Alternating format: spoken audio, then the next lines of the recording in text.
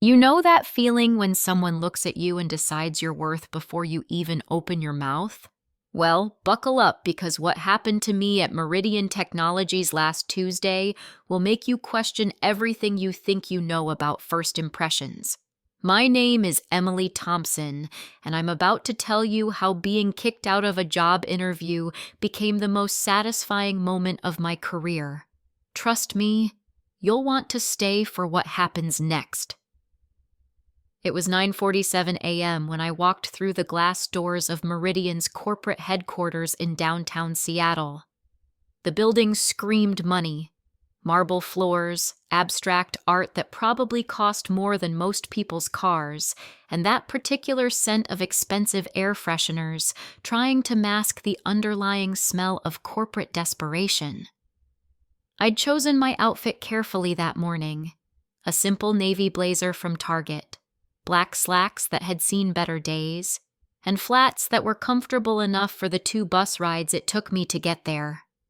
You see, I needed to look the part of someone desperate for work, someone who would be grateful for any opportunity. The irony wasn't lost on me. I approached the reception desk where a woman with perfectly styled blonde hair and a smile that never reached her eyes looked me up and down like I was something she'd found stuck to her shoe. "Can I help you?" she asked, her voice carrying that particular brand of politeness that's actually an insult in disguise. "I'm here for the 10 a.m. interview," I said, keeping my voice steady. "Marketing coordinator position." She glanced at her computer screen with the enthusiasm of someone being asked to clean a public restroom. "Name?" "Emily Thompson." More typing, more judgmental glances. "I don't see you on the list." Now this is where most people would panic, start apologizing, maybe even leave. But here's what Jessica from reception didn't know. I'd been dealing with people like her my entire career. "That's strange," I said, pulling out my phone. "I have the confirmation email right here. Interview with Richard Morrison, 10 a.m. sharp." I showed her the screen, watching as her perfectly contoured face shifted from dismissive to confused. She made a show of typing again, her acrylic nails clicking against the keyboard like tiny weapons. "Oh," she said, as if she'd just discovered I wasn't completely making things up. "There it is. But are you sure you're in the right place? This position requires significant experience." I could feel my jaw tighten, but I kept my expression neutral.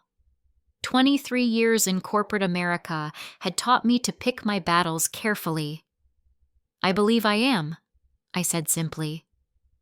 Jessica handed me a visitor's badge with all the enthusiasm of someone passing a parking ticket. "Elevator bank to your right, 15th floor. Try not to get lost." The elevator ride gave me a moment to collect my thoughts. You might be wondering why someone would deliberately dress down for an interview, why they'd take public transportation when they could afford a car service, why they'd subject themselves to this kind of treatment. The answer is simple. Sometimes you need to see the real culture of a company before you decide whether you want to be part of changing it. The 15th floor was a maze of cubicles and conference rooms, all glass and steel and the low hum of productivity. A few people looked up as I passed, their eyes lingering just long enough to make their judgments. I found Richard Morrison's office tucked away in a corner, his nameplate gleaming like a small golden trophy. Before I could knock, the door swung open to reveal a man in his late 40s, silver hair perfectly styled, wearing a suit that cost more than some people's rent. Behind him stood 2 other people, a woman in her 30s with the sharp look of someone who'd clawed her way up the corporate ladder, and a younger man who looked like he'd never had to work for anything in his life. "You must be Ellen Thompson?" Richard asked, glancing at a paper. "Emily," I corrected gently. The sharp-looking woman, Victoria Sterling, the marketing director, let out what can only be described as a snort of derision. This is who you're interviewing for the coordinator position? She looks like she just came from a yard sale. Now, I've been insulted by professionals, and Victoria was definitely an amateur. But Richard's response was what really caught my attention. He looked embarrassed, not by Victoria's rudeness, but by my presence.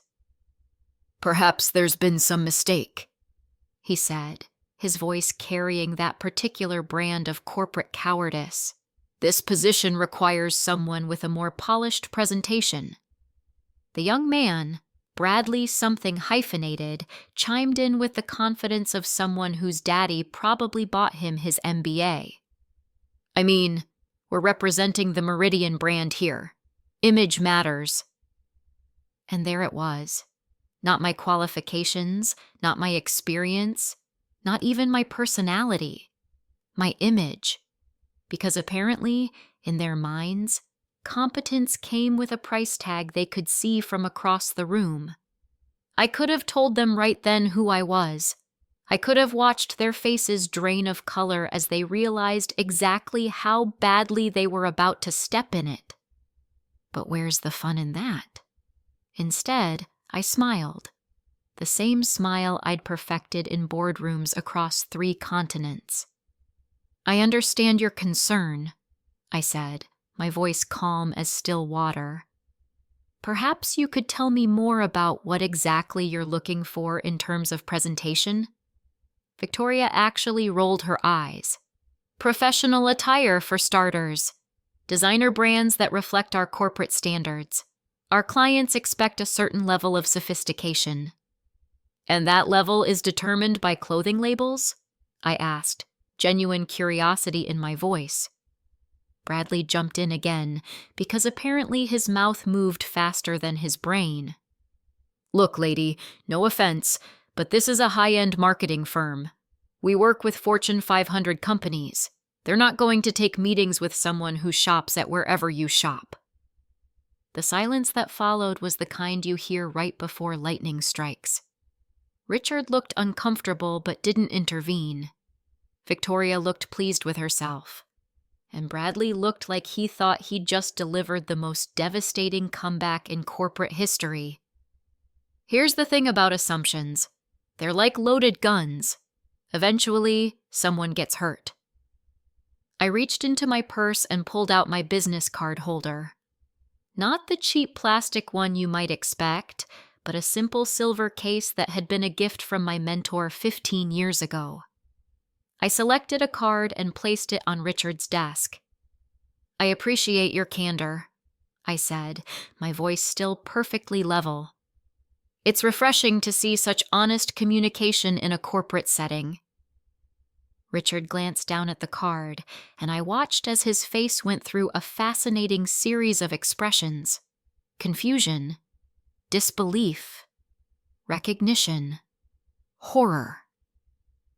"Is there a problem?" Victoria asked, apparently oblivious to the fact that Richard looked like he'd just swallowed his own tongue. Bradley, still riding high on his performance, reached for the card. "Let me see this. Emily Thompson. Emily Thompson." The color drained from his face like water from a broken dam. "Oh! Oh no! Oh no, no, no, no, no!" Victoria snatched the card from his trembling fingers. Her expression went from smug superiority to abject terror in about 3 seconds flat. For those of you keeping score at home, my business card is quite simple. Just my name, my title, and the Meridian Technologies logo. Because you see, Emily Thompson isn't just some random applicant desperate for a marketing coordinator position. Emily Thompson is the new Chief Executive Officer of Meridian Technologies, appointed by the Board of Directors exactly 3 weeks ago. My first official day was supposed to be next Monday, but I decided to do a little reconnaissance first. Call it due diligence. Call it curiosity. Call it smart business. The silence in that office was so thick you could have carved it into chunks and sold it as paperweights. Richard looked like he was having a minor cardiac event. Victoria was staring at the card as if it might suddenly burst into flames, and Bradley was making a sound that was somewhere between a whimper and a death rattle. "I believe," I said, breaking the silence with all the gentleness of a sledgehammer, "there's been a misunderstanding." Richard found his voice first, though it came out as more of a croak. "Ms. Thompson, this is awkward," I suggested helpfully. "The word you're looking for is awkward." Victoria tried to salvage the situation with the kind of desperate backpedaling that would have been impressive if it wasn't so pathetic. "What I meant to say was," she began, but I held up a hand to stop her. "No, please," I said. "Don't backtrack now. This has been incredibly educational. In just 15 minutes, I've learned more about this company's culture than most CEOs discover in their first year." Bradley was still making that whimpering sound, like a deflating balloon animal. Richard looked like he was mentally updating his resume, and Victoria looked like she was calculating exactly how long it would take her to pack up her office. But here's where the story gets really interesting, because you might think this is where I fired them all, where I delivered some devastating speech about prejudice and corporate culture, where I rode off into the sunset leaving a trail of terminated employees in my wake. But that's not what happened. That's not what leadership looks like. Instead, I sat down in the chair across from Richard's desk, the same chair where I was supposed to beg for a job I already had. And I did something that probably surprised them more than anything else I could have done. I laughed. Not a mean laugh, not a victorious cackle, but a genuine, amused chuckle. "You know what?" I said, looking at each of their terrified faces in turn. "This is perfect." They stared at me like I'd just announced I was an alien from Mars who collected human souls for fun. "Perfect?" Richard managed to squeak out. "Absolutely," I said, leaning back in the chair. "Do you know how many companies spend thousands of dollars on culture assessments, employee surveys, and management consultants trying to figure out what's really going on in their organization? And here you've given me a masterclass in exactly what's wrong with Meridian Technologies, completely free of charge." Victoria opened her mouth to speak, but I continued. "In 15 minutes, I've seen dismissiveness toward potential employees, judgment based purely on appearance, a complete lack of professional courtesy, and leadership that stands by silently while subordinates behave badly. It's like a case study in toxic workplace culture." The three of them looked like they were watching their careers flash before their eyes. But I wasn't done. "However," I said, and you could practically hear them all exhale, "I also see opportunity. See, the thing about problems is that once you identify them, you can fix them. And lucky for all of you, I'm very good at fixing things." I stood up, smoothing down my target blazer with mock solemnity. "Richard, I'll see you first thing Monday morning. We're going to have a long conversation about hiring practices and company values. Victoria, I want a full report on your team's client interaction protocols by Tuesday. And Bradley," I looked at the young man who was now the color of old newspaper, "you're going to help me design a company-wide training program on unconscious bias and professional respect." The relief on their faces was almost comical. Almost. "But," I added, because there's always a but, "if I ever, and I mean ever, hear of anyone in this company treating a potential employee, a current employee, or frankly anyone else the way you treated me today, there will be consequences. The kind of consequences that involve updating LinkedIn profiles and explaining to future employers why your tenure here ended so abruptly." The silence that followed was different from before. This wasn't the stunned silence of people realizing they'd made a terrible mistake. This was the contemplative silence of people who had just been given a second chance and were trying to figure out how not to blow it. I walked to the door, then turned back one more time. Oh, and one more thing. Jessica at the front desk? She's getting sensitivity training too, because the way someone treats the person they think has the least power tells you everything you need to know about their character.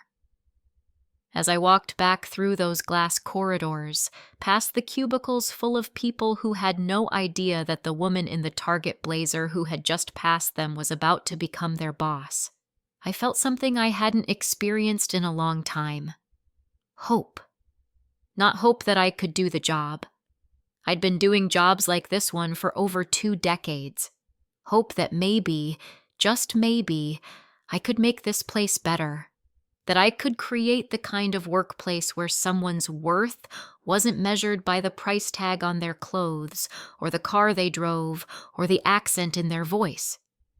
You see, what happened in Richard Morrison's office wasn't really about me at all.